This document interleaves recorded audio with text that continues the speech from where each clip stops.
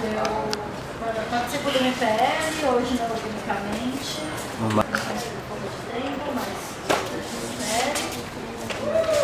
aí eu virei pro Guto e falei, puta merda, é uma loja da cidade, eu já fiz essa... Eu da Cravo eu não manjo muito, assim, eu manjo com uma experiência mais pessoal do que de militância. Ele falou, não, pode ir para tal lugar, vamos lá. Aí me deu um livre-arbítrio. Tá bom, só porque estão reclamando que tá baixo. Tá baixo? Fala mais alto. Aumenta aí a caixa. Fala mais perto. Tá mais perto agora? Vai. E aí eu falei, bom, então eu vou dar o livre-arbítrio para falar sobre um ponto de vista, primeiro, são dois pontos de vista bem diferentes. Primeiro, bem pessoal, e o segundo, bem pragmático político, né? E aí, pessoalmente falando, eu morei aqui muito tempo, há muitos anos da minha vida eu morei na Cracolândia, desde 2006, 2007. Morei ali na Rua dos Guaianazes. Antes de ter esse negócio, esse bafafá, que tá no Dino Bueno, tá não sei o que lá, tinha vários foquinhos de Cracolândia, e aí parecia tocar boiada. A polícia vinha, aí tocava boiada para um lado, tocava boiada para o outro, e vários mini fluxos, né? Então isso daí, essa consideração para mim já foi novidade. Inclusive eu acho que já foi uma estratégia, poucas pessoas falam disso, né? Que já foi uma estratégia concentrar a Cracolândia, né? Porque antes disso tinham várias mini Cracolândias em vários lugares do centro e sempre tiveram,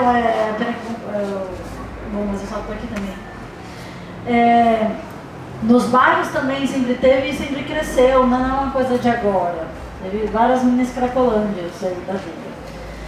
Mas enfim, pensando numa questão mais de pessoa, de afeto, de ser humano e que também embasa o que a gente quer como política pública, né? Da profundeza do anarquismo do meu coração, falar de política pública é difícil, mas pensando praticamente em política pública, eu acho que a gente tem que pensar nisso com o coração, o que a gente quer com o nosso coração, depois a gente dá um jeito de arrumar isso daí com a política pública. O lance é que assim, eu acho, eu que estou fumando, bebendo aqui numa mesa, né? Quem sou eu para falar, né? Que eu acho que a gente tem essa demonização na droga para também não demonizar umas outras coisas que têm que ser demonizadas. Eu acho que o menos importante da Cracolândia é o crack. Você pega assim, 100 quilos de crack. Eu passo 100 reais comprando nada aqui na mesa. Põe na mesa, 100 reais. Tá emprestado, né? Eu ponho 100 reais aqui na mesa. Você pegar 100 quilos de crack, guardar num quartinho, deixar lá, porque o crack não vai fazer nada. Vai cair de boa.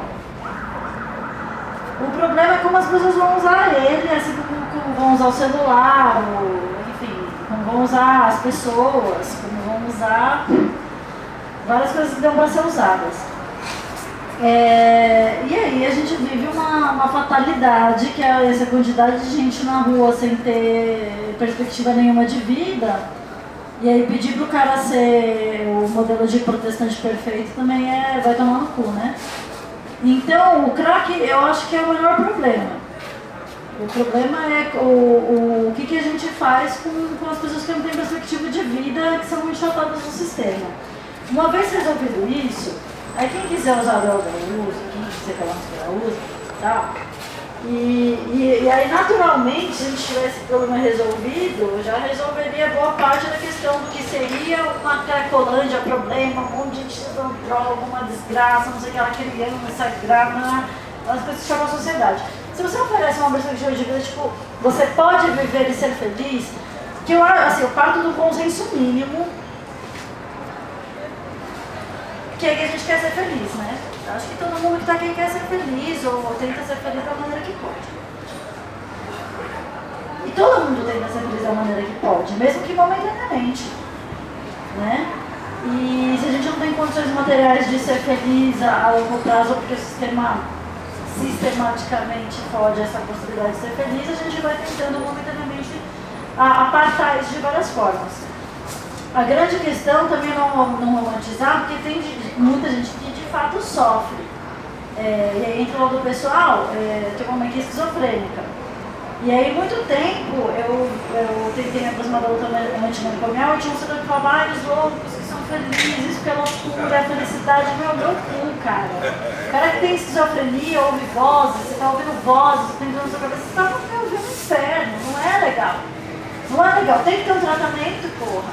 A questão é como a gente consegue pensar um tratamento, a gente volta, eu sempre vou voltar nessa questão, como a gente consegue ser feliz nesse mundo cão. E aí, o cápsula é uma solução, assim, que por mais que tenha problemas e a gente briga lá dentro depois, lá no cápsula para tentar melhorar, tirar do hospital, tirar da exclusão, tirar do modo de tratamento repressivo, ajuda muito.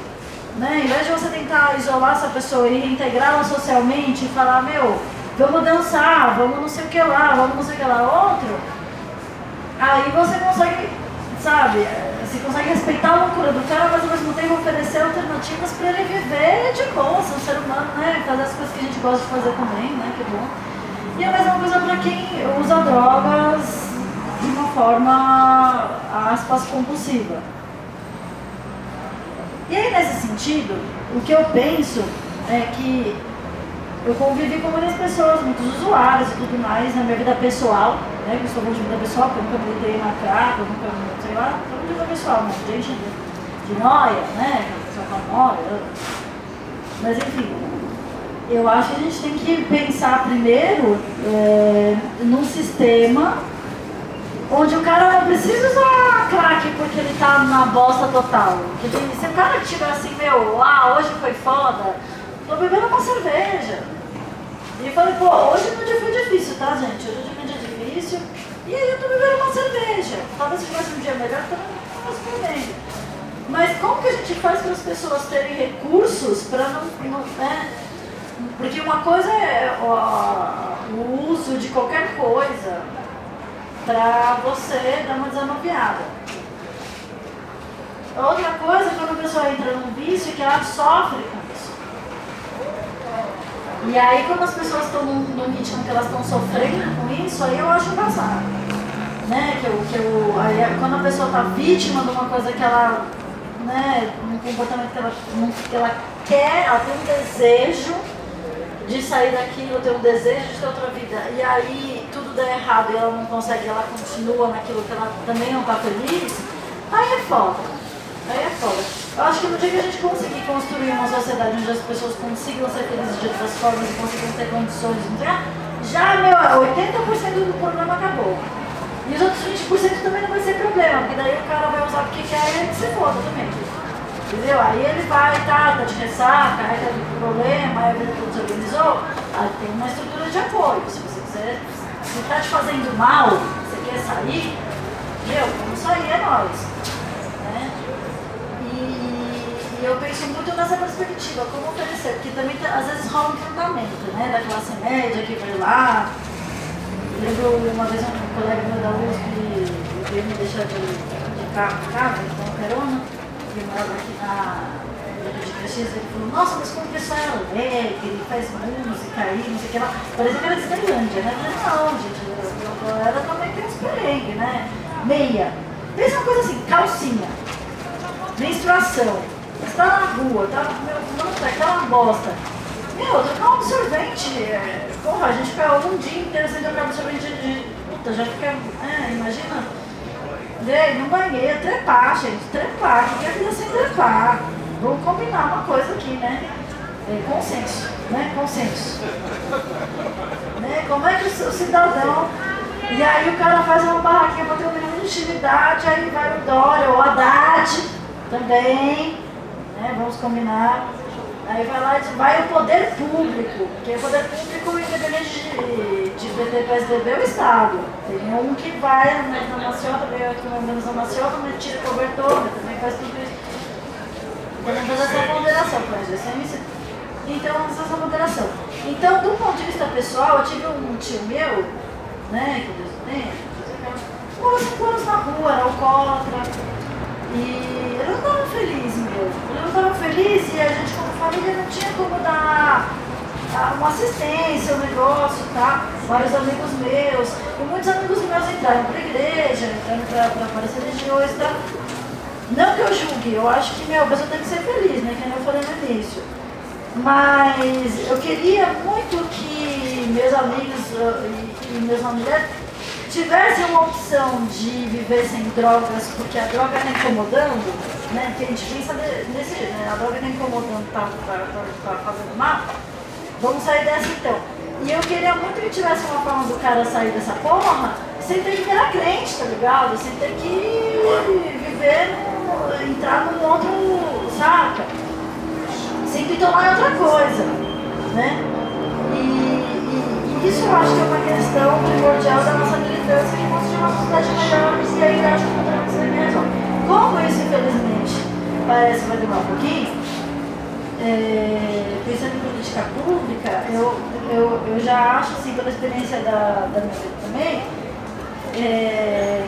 que uma solução que acolha, que tenha afeto, que tenham pessoas que queiram realmente fazer isso, de trampar com isso, de ajudar, e uma política pública forte de acolher, tá ligado? Porque o acolhimento, a pessoa se sentir acolhida no que ela é, no seu projeto de vida, no que ela quer pra sua vida, pô, o cara é marceneiro, vamos montar uma cooperativa num bagulho que você gosta de fazer, não sei o que lá, já adianta muito lá, né? E políticas que acolhem. E é meio como a piada antiga falar que de fato as políticas públicas hoje em dia são desastrosas, né? Todo mundo sabe, não precisa falar sobre isso, todo mundo já sabe como é desastroso. E aí, nesse sentido, pegando uma política mais pragmática, eu acho que nosso papel como pessoas que todo mundo está aqui, imagina que vocês se incluem com a situação e quer fazer a mudar, eu acho que a gente tem que tensionar, não só criar espaços alternativos de apoio, que eu falo sobre isso, mas tensionar políticas públicas que eu penso muito no CAP sempre, né, pela trajetória, né, porque o CAPES, e aí a gente continua lutando para o CAPES ser melhor, claro, mas o CAPES é um negócio assim, tipo, vamos acolher, vamos cuidar do ponto de vista de não do que a gente tem que dizer para você, o que você tem que fazer, que você tem que parar de usar, que você tem que explicar a regra. Eu falo, o que você tem vontade de fazer? O que você tem, né? Vamos aí, tá ligado? Vamos. E no MPL, a gente discutia muito isso, como que seria a cidade a partir do desejo? E quando você pode viver na cidade a partir do seu desejo, quando você pode fazer as coisas viver e sobreviver e se locomover a partir do seu desejo, tudo flui melhor, né? E isso tem impactos psíquicos, inclusive, né? Tem o companheiro Daniel Guimarães, da Clínica Pública de Psicanálise da Doutora, que fala muito sobre isso, que quando a gente fala de passe livre, de tarifa zero, quando você pode viver a cidade a partir do seu desejo, não a partir do seu orçamento, né, gente? Como isso já... a gente que não sofre de nenhuma psicose, e não é adicto, compulsivo, aspas, tudo com aspas, né? Mas quanto a gente já não sofre, né? Por essa, tem que pagar o aluguel, eu não tenho dinheiro, vou para tal lugar, não, porque daí eu vou gastar mais um busão, já não sei o que lá. Quanto isso impacta a nossa psique, né? De não poder viver o que a gente precisa viver, porque tem esse ponto de barreira. Enfim, meu concurso. Mas, compartilhando tudo isso com vocês, o que eu penso? Primeiro, que eu acho que é importante a gente não fetichizar, né, a questão, seja do nóia, do louco, do isso, do aquilo, do balabá, e entender a pessoa como um ser humano que não é muito longe da gente, porque é muito fácil, né? Quando dá ruim pra gente, a gente liga com outro amigo, paga ali 200, 300 conto no bagulho de terapia, e não sei o que lá, não sei o que lá outro. A gente se afoga em vários bagulhos também, fica no Facebook, ali no celular o dia inteiro. A gente se afoga em várias paradas, só que a gente é rei, né? A gente pode fazer o que a gente quiser. E aí o cara que tá ali, tem vários bagulhos e tá precisando de suporte como a gente precisa o tempo todo. E cada vez mais a gente acha que não precisa, que e a gente não conversa, a gente não isso, a gente não cria espaço de apoio, espaço de apoio, porra nenhuma. E a gente está tentando reproduzir isso para um modelo de organização de sociedade que é bizarro, mesmo na esquerda, mesmo no movimento autônomo. Saca? Que achar que o indivíduo vai resolver esses problemas. O indivíduo é um caralho, o indivíduo é um bagulho do capitalismo, cara. É pequeno burguês, indivíduo, o cara que vive bem sozinho é o cara que tem dinheiro para pagar uma par de coisa. Que aí ele tá triste, vai jantar num restaurante bom, vai pagar um bagulho de uma terapia, vai ter sinto de dinheiro, ele tem dinheiro, ele é foda, aí dá pra viver sozinho numa boa. Infelizmente a gente é um ser humano social, infelizmente, porque eu também acho bom a gente estar aqui todo mundo junto, pensando nesse bagulho junto, e vivendo as coisas juntos. E aí, o cara que é alienado completamente da sociabilidade dele, primeiro porque, como o companheiro ali falou, né, o cara vem de outros lugares, tá aqui, tá alienado da... Aí é alienado da família também, porque a família não tem estrutura, e uma vez que a família não tem estrutura pra... É isso, tá todo mundo fudido, tá todo mundo na bosta, cara. Aí a mãe que ganha uma aposentadoria também não vai acolher o filho. Aí o irmão, que também tem 3 filhos pra cá, também não vai conseguir cuidar do outro irmão. E não sei o que lá. E aí o cara é alienado de toda a sociabilidade dele, entendeu? E aí o Estado, em vez de acolher, também fala, ó, você tem que fazer isso. Não funciona, claro que não funciona. Ainda que estão só fumando crack, Sandra, deviam estar pegando fogo em tudo. Eu acho do cavalheirismo até. O cara só fumar uma pedra com toda essa situação, né? Então eu acho que é isso, a gente tem que tentar, a gente como militante, tentar construir alternativas que tentem acolher. E aí a gente também é ruim, né? A gente na esquerda, a gente é um desastre. Né, que a gente já chega com a Bíblia debaixo do braço também, falando, olha meu filho, que aqui a saída é a luta revolucionária, você tem que se organizar, e você quer também. Eu mandaria tomar no cu. Eu não sei o que fazem, porque eu nunca trabalhei também no clube. Mas tentar ouvir, né? A gente tem uma situação que está posta, que está dentro de todo o capitalismo para a cidade, de educação, para se chamar, tentar ouvir o que essas pessoas trazem. E criar um afeto, né, um acolhimento, tensionar políticas públicas que pensem na ressocialização e na reinserção do ponto de vista do quanto a pessoa pode ser exatamente outra coisa. Pô, tá fácil, vamos construir um bagulho aqui, vamos sei lá. Tentar tensionar, que dinheiro tem, gente a fim de fazer meu na boa, tem. Entendeu? Agora, enquanto pagar uma miséria, uma mixaria para um agente de saúde, não vai funcionar. Então, tensionar políticas públicas que vão nesse encontro do que a gente pensa para o mundo. Né? A gente não vai conseguir fazer a revolução socialista amanhã. Se conseguir, me chama no zap e a gente conversa. Mas se não conseguir, vamos tensionar políticas públicas que tenham esse viés mesmo de acolhimento. E do ponto de vista pessoal, tentar sempre... Né, eu penso nisso, mas tentar se colocar no lugar do outro, porque às vezes eu acho muito mais fácil discutir e ouvir sobre isso como militante do que como pessoa. Porque todas as vezes que eu fui chamada a discutir isso como militante, eu vou lá falar, né, ler um livretinho ali, ler um textinho ali, falar um monte de groselha e tá tudo certo. Mas, porra, pra quem é da família, velho, pra quem é amigo, é foda, é difícil, é pesado e não pode mais ser um problema, primeiro, da pessoa, não pode ser um problema, quando é um problema, não pode ser mais um problema da pessoa, não pode ser um problema só da família, tem que ser um problema que a gente trabalha com solidariedade de classe e se é um problema para as pessoas que estão lá, a gente resolve. E aí, do ponto de vista do espaço urbano, eu não acho que tem tanta diferença disso para as ocupações que têm que se organizar e têm que ir para o pau para conseguir seu território. O problema é que são pessoas que estão mais vulneráveis por N motivos, tem um puta preconceito social em relação a isso, e aí eu acho que na disputa de território é um elo mais fragilizado. Para mim, essa é uma discussão até que a gente tem de de mais bem feita, né, de como isso é usado, a companheira falou bem, né, como isso é usado para um projeto muito maior, que não é o fluxo, não é Cracolândia, não é nada. É uma questão de especulação imobiliária, uma questão...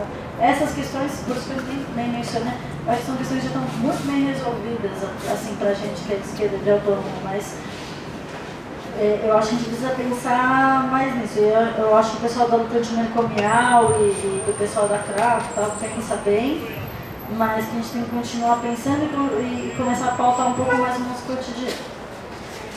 E é isso. Obrigada.